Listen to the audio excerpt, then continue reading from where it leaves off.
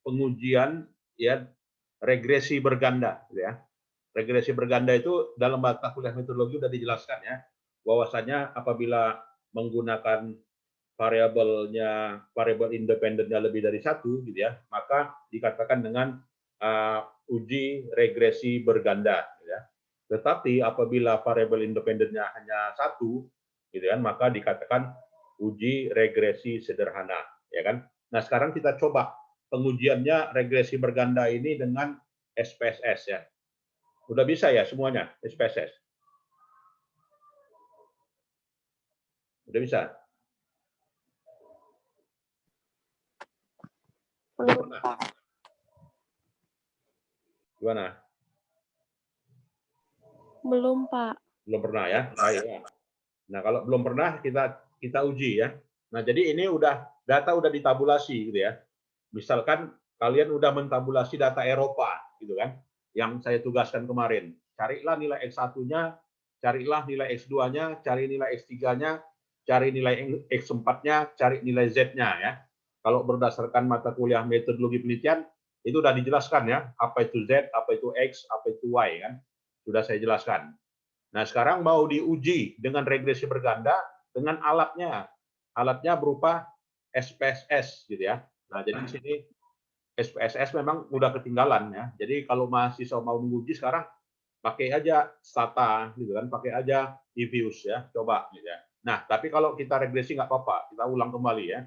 Nah, jadi setelah data ditabulasi, data Eropa itu, ya misalnya dalam kurun waktu, di atas ini adalah data 2017 gitu ya, dari misalkan 20 negara gitu ya, dari 20 negara. Lalu di bawahnya 20 negara lagi gitu kan. 20 negara lagi di tahun 2016 misalnya. Oke. Berikutnya negara lain tahun yang lain lagi ya, negaranya sama. Ya, negaranya sama ya. Di tabulasi misalnya. Ya, sampai dapatlah 3 tahun atau 4 tahun data ya. Sekarang mau kita uji regresi. Nah, caranya adalah dari menu analyze ya. Dari menu analyze ya kan. Lalu kliklah regression ya. Nah, lalu klik regression, lalu klik linear. Ya, nanti videonya kalian putar-putar ya. Kalau belum tahu ya. Ya, linear. Lalu pilihlah dependennya apa? Ya, dependennya Y. Ya, misalnya dependennya itu GDP gitu ya. Atau dependennya itu adalah trade ya, total trade. Boleh-boleh aja ya.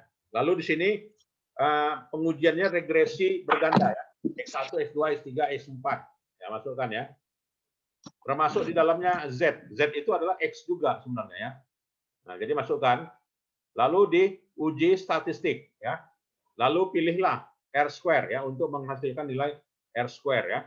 Deskriptif ya untuk menghasilkan nilai statistik deskriptif gitu ya.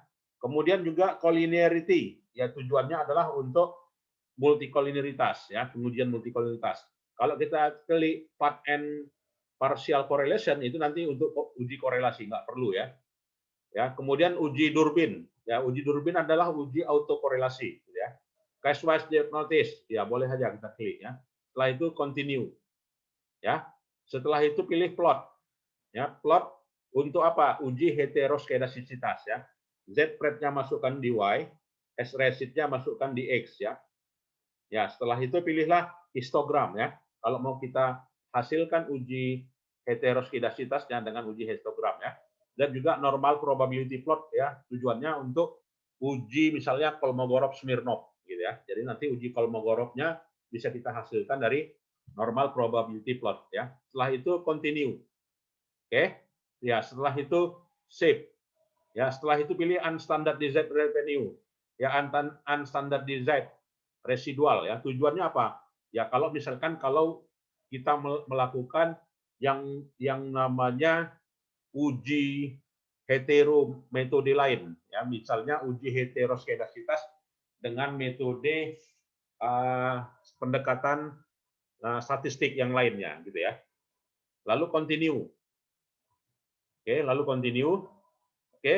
Nah, kalau di option apa isinya? Ya, derajatnya 5% ya. Derajatnya 5%, kemudian juga dibuanglah case-case yang ada gitu ya. Nah, udah cukup. Ya, udah cukup sampai sini, lalu klik OK ya. Klik OK. Nah, sehingga hasilnya ini. Nah, muncul langsung hasil statistiknya ya. Nah, inilah dia. Oke, muncul hasil statistiknya. Oke, setelah itu ini kan dalam bentuk apa ya? Dalam bentuk SPSS, output SPSS. Maka harus kita transformasi ke Excel, ke Microsoft Word. Gimana caranya? Nah, dari menu output ini, lalu kliklah file ya. Setelah klik file, lalu pilihlah apa ya? Convert. Ya, conversion, export ya. Inilah export, pilih ini. Ya. Setelah pilih ekspor, ditentukan di file mana disimpan ya, browse ya, klik browse, oke, lalu cari foldernya, di mana kalian simpan. Kalau saya tadi saya simpan di, misalnya saya simpan tadi di mana ya? Ya saya simpan di D tepatnya di menu.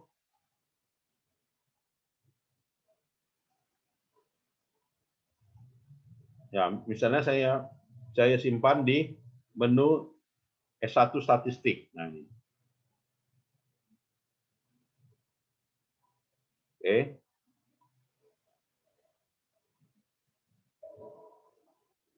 Oke, saya simpan di sini. Oke. Setelah itu saya kasih nama. Ya, dikasih nama ya. Output SPSS. Word ya.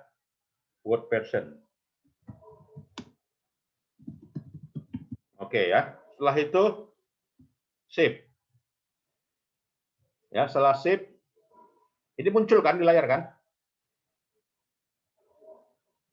Muncul, Pak. Muncul ya. Oke. Setelah itu oke ya. Nah, setelah itu oke. Nah, otomatis dia mengekspor. Nah, muncul seperti itu. Ya, setelah diekspor, nah dapatlah hasilnya ya. Ini nggak perlu kita buang ya, delete. Ini regression kita apa? Delete ya. Nah, jadi ini dapatlah statistik deskriptif ya. Nah, ini uji korelasi karena dalam uji kita adalah uji regresi berganda nggak perlu ya. Uji korelasi nggak perlu. Ya, kemudian juga model summary. Nah, jadi berapakah nilai adjusted R square? Adjusted R square itu di dalam mata kuliah kita di metodologi penelitian sudah kita pelajari ya, apa itu adjusted R square. Artinya untuk melihat variasi hubungan pengaruh dari variabel independen terhadap dependen ya. Artinya X1, X2, X3 dan Z punya pengaruh to Y ya, besar pengaruhnya adalah 12,3%.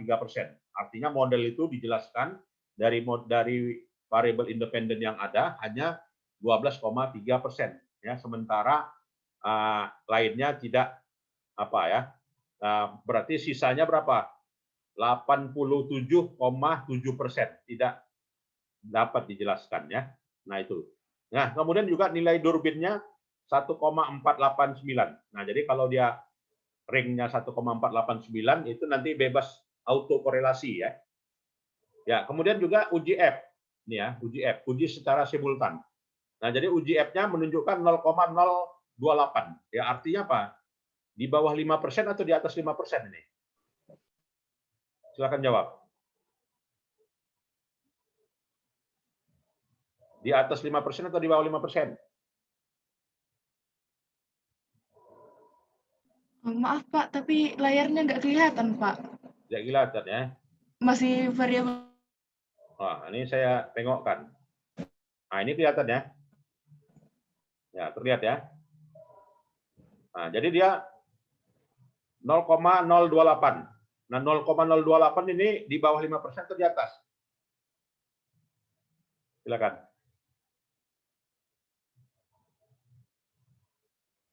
Gimana? Di bawah, Pak. Ya, artinya di bawah alfa 5%. Ya kan? Kalau dia di bawah 5%, berpengaruh atau tidak? Tidak, Pak. Berpengaruh lah. Signifikan kan? Ya, artinya signifikan. Secara simultan berpengaruh signifikan. Ya, karena apa? nilai alfanya, alfa nilai F hitungnya di atas ya, atau di bawah alfa 5%. Nah, itu ya. Nah, kemudian untuk melihat secara parsialnya, secara satu persatu gitu ya, ya gunakan nilai signifikansi ini. Nah, kalau dari lihat nilai signifikansinya, yang di bawah 0,05 ada berapa variabel? Yang di bawah 0,05 ada berapa variabel di sini? 3, Pak. 3 ya? 3, Pak. 3. Kok bisa 3? Yang pertama kita lihat X1. Dia signifikannya di atas atau di bawah? Di atas ya. Kenapa? 0,138 ya kan? X2-nya 0,616 di atas atau di bawah? Di atas, Pak. Di atas ya, tidak berpengaruh berarti ya. X3-nya di bawah atau di atas 5%? Di bawah. Di bawah ya, berarti berpengaruh X3 ya kan. X4-nya di bawah atau di atas? Di bawah. Di bawah ya, berarti 1, 2. Hanya 2. Z-nya berpengaruh atau tidak? Tidak, Pak. Tidak ya, karena apa? Di atas 5%. Nah, 0,795. Itu ya. Ada pertanyaan silakan terkait ini. Silakan. Nah, kalau inilah berpengaruh signifikan ya, tetapi kita lihat dari sisi nilai ya, nilai varian inflation factor dan juga nilai tolerant value. Nah, tolerant value dan varian inflation factor itu gunanya untuk uji asumsi klasik ya kan. Uji asumsi klasik yang apa? Uji asumsi klasik itu ada berapa? Siapa tahu? Uji asumsi klasik itu ada 4. Yang pertama adalah uji normalitas. Ya. Jadi uji normalitas itu bisa dilakukan dengan 2 pengujian, yaitu pengujian secara statistik, kemudian juga pengujian secara visual gambar. Nah, kalau dia pengujian secara statistik, maka kita bisa ambil ya nilai yang namanya nilai Kolmogorov-Smirnov, ya kan? Kalau dengan pendekatan visual, maka kita bisa ambil diagram scatter plot. Ya, kalau dia di atas garis atau berada di sekitar garis, maka dikatakan normal ya. Itu uji normalitas. Kemudian juga uji multikolinearitas. Nah, jadi uji multikolinearitas apabila nilai tolerant value-nya tidak sampai 1%, ya tidak sampai nilainya 1, dan juga nilai varian inflation factor FIF itu tidak di atas 10, maka bebas multikol ya. Multikolinitas itu definisinya apa? Ya artinya variabel independen punya hubungan yang erat ya dengan variabel dependen. Ya, itu dikatakan dengan uji multikolinearitas ya. Jadi uji multikolinearitas ditunjukkan dari nilai tolerant value dan varian inflation factor. Nah, jadi kalau dia di atas 10% berarti hanya X3 gitu ya. X3 yang punya pengaruh terhadap variabel dependen. Nah, jadi kalau solusinya gimana kalau terjadinya multikolinearitas seperti ini? Ya, konsekuensinya adalah dilakukan LN ya, logaritma natural. Oke. Atau ya kan ditambah datanya. Nah, jadi datanya sebelumnya observasinya 60, jadi observasinya 120. Nah, kalau bisa, kalau dapat data ya, artinya kalau kalian sedang nyusun skripsi, datanya 2019, 2018, 2017 misalnya. Nah, karena dia terjadi multikolinearitas harus tambah datanya. Ya, 2015 masukkan, 2014 masukkan, 2013 masukkan, 2012 masukkan, 2010 masukkan ya. Jadi kalau data Eropanya kalian tadi cuma 2 tahun, secara statistik nanti lemah. Gitu ya. Makanya kalau dia data statistiknya 5 tahun, idealnya 5 tahun ya, time series itu 5 tahun. Nah, jadi kalau dia 5 tahun maka dikatakan dengan punya korelasi yang cukup baik. Jadi ini hanya X3 ya yang punya gejala korelasi ya. Ditandai dari nilai varian inflation factor-nya dan tolerant value-nya. Ya kan? Di atas alfa tolerannya kurang dari 1 ya, 0,066 dan juga varian inflation factor-nya lebih dari 10. Nah, itu ya. Oke. Nah, kemudian juga ini dia. Nah, inilah uji normalitas tadi, gitu ya. Jadi uji normalitas tadi dengan selain dari pendekatan uji Durbin, ya, uji apa ya, uji Kolmogorov-Smirnov, gitu ya. Nah, jadi kita bisa lihat diagram histogram. Jadi apabila diagram batangnya ini berada di sekitar garis, ya kan, maka dikatakan normal, ya. Oke. Begitu juga dengan kurva yang namanya normal PP plot, ya. Jadi kalau berada di sekitar garis dia normal, ya. Gitu ya. Kemudian ini untuk apa? Uji hetero. Ya, uji hetero artinya apa? Kita tarik dari titik 0. Di atas titik 0 dan di bawah titik 0. Ya. Ini juga 0 0 ya. Jadi 0, tarik garis segini. Tarik garis seperti ini. Ya, maka apabila titik-titiknya terpencar, ya maka yang berada di negatif 0 dan di atas 0, maka dikatakan punya ya tidak punya gejala heteroskedasitas. Apa itu heteroskedasitas? Heteroskedasitas artinya varian ya dari nilai suatu pengamatan itu punya pengaruh terhadap nilai absolutnya, gitu ya, secara statistik. Ya artinya kalau misalnya random sifatnya, ya ini kan random ya. Kenapa random? Dia bisa pecah di mana? Nggak ada tertumpu dia di satu titik, gitu ya. Maka dikatakan apa ya? Bebas dari gejala heteroskedasitas. Ya. Ada yang mau bertanya, silakan. Nah, jadi inilah nantinya tugas kalian ya. Nah, baru nanti kita lihat hasilnya di Word ya. Coba nanti saya stop share. Ya, stop share. Lalu saya lihat di Word dulu. Oke, saya lihat di Word tadi.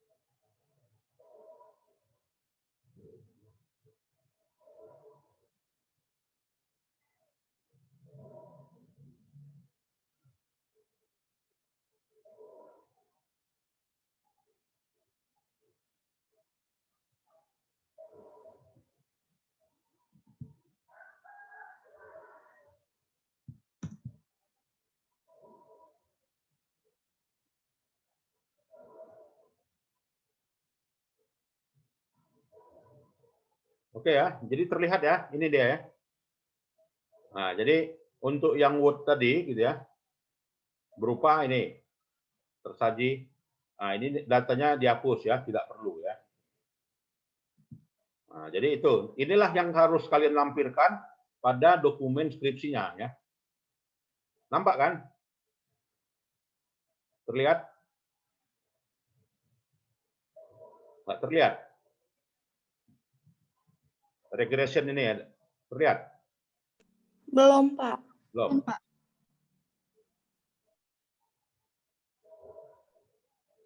Nah ini ya. Nah, jadi inilah dia. Kalau sudah ditransformasi tadi ke Microsoft Word ya. Nah ini harus dilampirkan di mana di skripsinya ya. Nah jadi ini uji app-nya ini yang nggak perlu dibuang ya. Atau misalnya layout-nya kita rubah ya. Jadi layout-nya menggunakan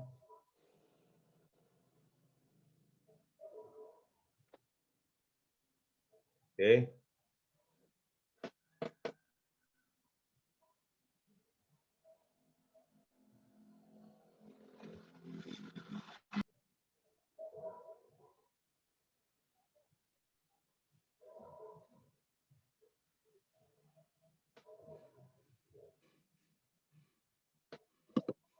Nah, ini ya, landscape ya, formatnya landscape.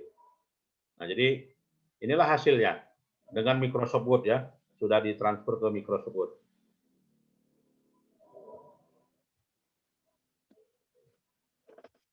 Nanti ini dituangkan ke paper ya.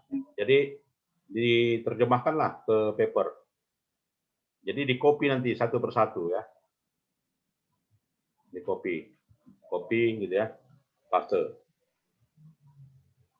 Nah, inilah dia hasilnya ya. Ada yang mau bertanya? Silakan dari hasil ini. Ya. Jadi nanti ini terutama dari nilai signifikansinya itu boleh dibandingkan dengan nilai T-table ya. Jadi nanti bandingkan juga nilai T-table dengan T-hitung. Nah, jadi nilai selain bisa dicari dengan menggunakan signifikansi, juga menggunakan T-table. Apabila nilai T-table lebih besar daripada, ya kan, nilai T-table-nya lebih besar daripada T-hitung, gitu ya, maka dikatakan H0 diterima, HA ditolak ya. Tabel T ya. Udah pernah lihat tabel T? Tabel T? Ya, ini coba saya cari ya tabel T.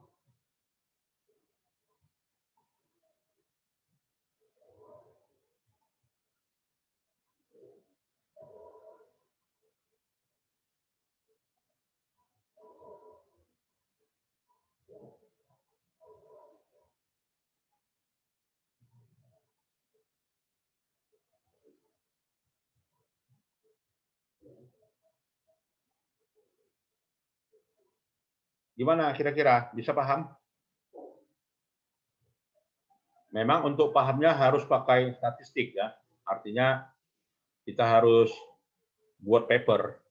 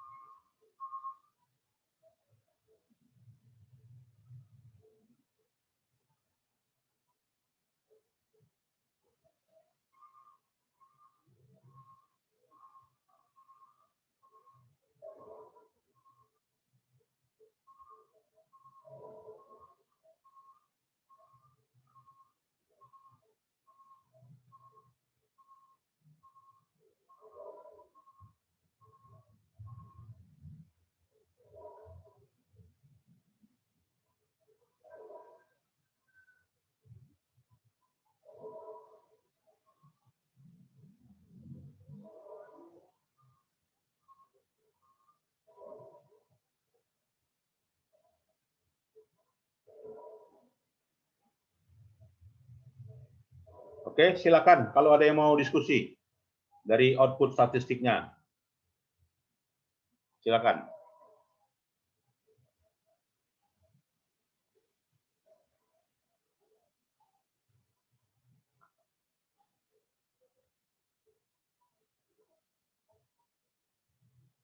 Silakan.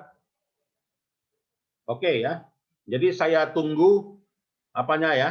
Saya tunggu tabulasi hasil tabulasi data Eropanya ya. Untuk nanti kalian run ya. Pertama di run ujinya dengan uji alat statistiknya Watt PLS dan juga PLS. Ya, setelah ditabulasi. Ada yang mau bertanya? Silakan.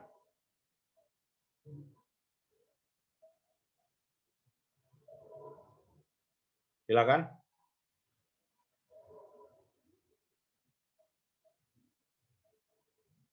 Ada?